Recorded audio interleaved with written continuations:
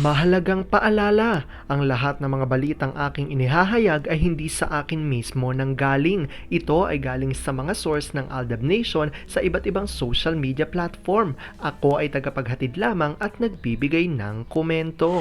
Magandang araw mga Aldab Nation! May panibago na naman po akong update para sa inyong lahat. Pero bago natin ito umpisahan ay huwag niyo munang kalimutan na mag-subscribe sa aking YouTube channel at i-click mo na rin ang katabing bell button para maging updated ka sa mga latest videos na i-upload ko. At kapag umabot na ng 100,000 subscribers ang aking channel, ay may sorpresa ako para sa inyong lahat.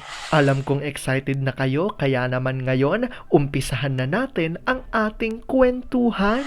Ang pag-uusapan natin ngayong araw na ito kung saan Mengay ginulat ang lahat sa paglabas sa It's Showtime. ABS may agenda nga ba kaya pinalabas si Meng sa noontime show nila? Meng tila ininsulto lang daw sa show. Ang mga hosts may patutsada pa? Ang tanong, kumusta ang TVJ? Gaano ito katotoo at may sapat nga bang ebidensya makakapagpatunay rito? Well, yan ho ang ating aalamin at pag-uusapan niya yung araw na ito. Pero bago ho yan, ay bibitinin ko muna kayo ng kaunting-kaunti lamang kung saan. Magbasa muna tayo ng mga nakakatuwang post ni My name is Theo01 sa Twitter. Kaya naman huwag na natin patagalin pa at sabi niya sa kanyang tweet, alam mo pa, bumalik ka na lang ulit sa USA para hindi masyado ang ONS ng mga to. Bawal. Daddy, huwag na alis. Dito lang ako sa inyo. Tahan na. Magbabati ba kayo o hindi? Sorry na baby cute. Sorry playmate. Mag-hug kayo. Opo, anong sasabihin? I love you. Anong gusto niyong snacks? Fries. Okay. Mag-away pa ba kayo? Hindi na po. Paalisin ko si daddy. No, Mimi. Ba't gusto mo akong paalisin, ma? Isa ka pa. Hindi agad makuha ang gusto kong ipahiwatig. Ano ba kasi yon? Sabihin mo lang. Tadyakan kita, halikan kita. Sige nga, halika dito. Baby bad si Dada. Dada, yes baby. Gutom ikaw? Pa, medyo nag-gain ka ng weight, diet ka na.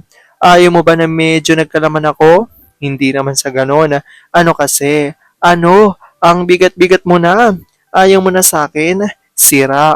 Okay lang naman na ganyan ka basta wag dagan ng dagan sa akin ha. Hoy, basta. Ayaw mo talaga? Wag ka nga. Dali na. Gagi. Alam ko, tuwan-tuwa ako kay sa ating binasa pero ngayon pag-uusapan na natin ang ating main topic. Oops! Wait lang, saglit lang to. May ipapaalala lang ako para sa mga bago pa lang sa aking channel. Huwag niyong kalimutan na mag-subscribe sa aking YouTube channel at i-click niyo na rin ang notification bell para lagi kayong updated sa mga latest videos na i-upload ko at para maging parte na rin kayo ng aking Fanatics channel family. Well, alam kong super excited na kayo sa ating kwentuhan, kaya naman dumako na tayo sa ating main topic. Gaano nga ba katotoo na si Mengay ay ginulat ang lahat sa paglabas sa It's Showtime? ABS, may agenda nga ba kaya ipinalabas raw si Meng sa kanilang noontime show? Meng, tila ininsulto lamang sa show, mga hosts may patutsada pa? Ang tanong tuloy na marami, kamusta ang TVJ? Gaano ito katotoo at may sapat nga bang ebidensya ang makakapagpatunay rito? Well, alam kong super excited na kayo malaman yan, kaya naman huwag na natin patagalin pa. Unang-una na nga dyan galing sa tweet ni Larry 1973 at ayon sa kanya, bakit hindi yung portion na pinabati nyo doon sa kaloka yung aklang taeng pinost nyo? Takot din kayong malasin Aldab pa rin. Bago natin ipakita rito, ito muna ang reaksyon ng ilan sa Aldab Nation, sabi ni JN Low. Gagaya din lang, hindi pa sinagad. The baby collar, ang collar ng iconic red dress ni M. Second rate trying hard copycat din. This is the result of what EB did to M. Paanong irerespeto ng iba kayo mismo hindi nyo nirespeto your biggest phenomenal and wala. never be much discovery ever. Sagot ni Larry, kahit mga anak ng mga Soto, De Leon at Tuviera, hindi mararating ang narating ng isang main Fulkerson. Sagot ni Chiclet, ayos na ayos din sa timing. Tinapat talaga sa ganap ng para mahanas itong isa. Higilang lalong fluff-fluff yarn. Aldab pa rin. Sabi ni Larry, perfect timing hindi ba? Iba tumiming ang Agnacia at Kamuning. Sagot ni Chiclet, correct. Saktong-sakto. Akala'y hindi mapapansin ang mga gimmick na hindi maganda. Para manega, hanas yung isa. Haller, huwag ang fandom. Aldab pa rin. Sabi ni Christina Ocampo, may takot din kasi. Sinabi ni Jong bukas bash tayo, Chuck. Alam naman nilang kabobohan nila. Hindi ba Jong and Darren Espanto feeling sikat na sikat? In your nerves, El Spalto. Ay, Espanto pala. Aldab pa rin. Sabi ni Jack Sparrow, gawin na nila ang gusto nilang gawin hanggang ganyan lang sila. Ang pambababoy at gamitin si M sa kalokohan nila, may kakalagyan din sila. Alam nilang totoo ang karma, pero ginagawa nilang may hangganan din niyang mararanasan nila ang hindi makabangon sa karma. At ito pa nga sabi ni Larry, see, hindi rin nakatiis ang utak ng Sarsuela. ABS-CBN na nasa GMA. O Mainers, hindi nyo ipagtatanggol? Iniinsulto si M at puro aklang tae ang tinanong. Ngayon nyo sabihin kampiang IS sa ADM. Parehas lang sila ng tae, bulagta. At ito nga ang litrato kung saan. Ito nga ho ang naging conversation daw ng mga Eat Showtime hosts between dito. Sa ang tinutukoy nga nila na si Mengay ay ang kalokalike raw ni Yayadab na sumali sa kalokalike segment ng Eat Showtime. At ayon sa kanilang convo, alam mo ba, isa ka sa nagpa-stress sa amin dito ilang years ago. Sabi ni Jong, muntik ka na kaming maggano no, muntik na kaming mategi doon.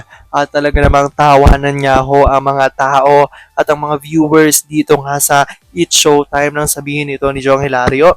Which is sobrang totoo naman na ang iba ang tila parang ang naging dating sa ilan sa mga Aldab Nation base sa mga binasa ho natin na komento ay tila parang pang-iinsulto raw di umano dito sa ating phenomenal star. Yun ay pagkakaintindi lang naman ng ilan sa mga Aldab Nation na tila hindi na nga nire-respeto raw dahil sa mga salita na ito. Pero ayon naman sa iba tila syempre komedyante ang mga host ng Eat Showtime at talagang sinabi lang nila kung ano yung totoo, which is true naman, di ba? Na nung panahon talaga at kasagsagan ng Kalye Serye o nang dumating si Yayadab o si Maine Mendoza dito sa Eat Bulaga talagang nahirapan makaalagwa ang Eat Showtime at talagang history naman talaga ang ginawa ng Eat Bulaga. Actually, hanggang ngayon, di ba, alam naman ho natin na sa panahon ngayon, ang Eat Bulaga ay nasa baba ang kanilang ratings ngayon at ang talagang umaalagwa ay ang Eat Showtime. Pero hindi pa rin nating masasabi na yung pag-alagwa ng Eat Showtime yung nakamit ng Eat Bulaga noon dahil hindi nila ito makayang maabot, di ba, yung ganitong ratings na tinamasa ng Eat Bulaga noon.